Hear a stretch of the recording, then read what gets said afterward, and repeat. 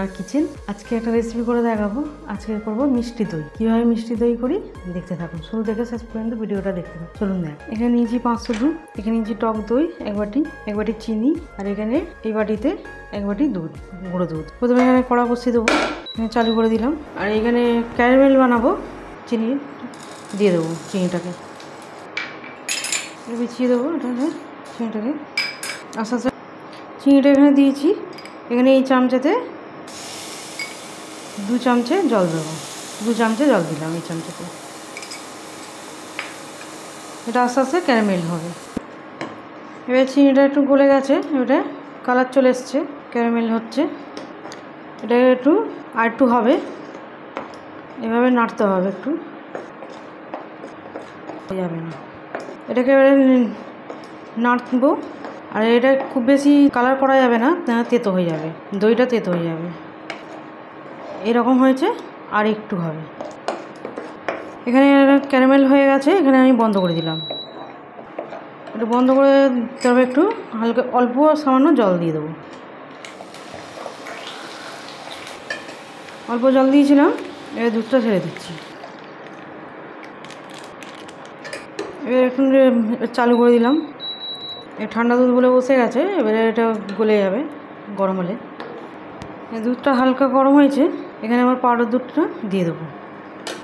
এই বাটিতে এক বাটি আমি পাউডার দুধ নিয়েছি। এখানে এটা হচ্ছে, আমি তো দইটা নিয়েছি, এখানে ছেঁকনিতে দিয়ে দেবো। দইটাকে ছেঁকে নিচ্ছি, এক্সট্রা যে জল আছে ওটা বেরিয়ে যাবে। তখন ছাঁকা হোক। এখানে এলাচ গুঁড়ো দেবো, অল্প করে এলাচ গুঁড়ো দেবো, ভালো করে মিশে। আর এটা এখনও ফুটে ফুটে হাফ হবে, পাতলা আছে, ভালো করে ফুটিয়ে এটা হাফ করে নেবো। আমার এবারে হয়ে এসছে, এরকমভাবে করে নিয়েছি, ফুটিয়ে অনেকটা কমে গেছে, এরকম হয়েছে। এবারে বন্ধ করে দেবো, ঠান্ডা করে নেবো, দেখে নেবো কতটা ঠান্ডা হয়েছে। এরকম আঙুলে রাখতে পারবে, এরকম হালকা ঠান্ডা। এবারে আমি দইটাকে মিশাবো। এখানে তো ছেঁকতে দিয়ে গেছি, দইটা ছাঁকা হয়ে গেছে। ভালো করে এবারে নেড়ে দেবো, ভালো করে।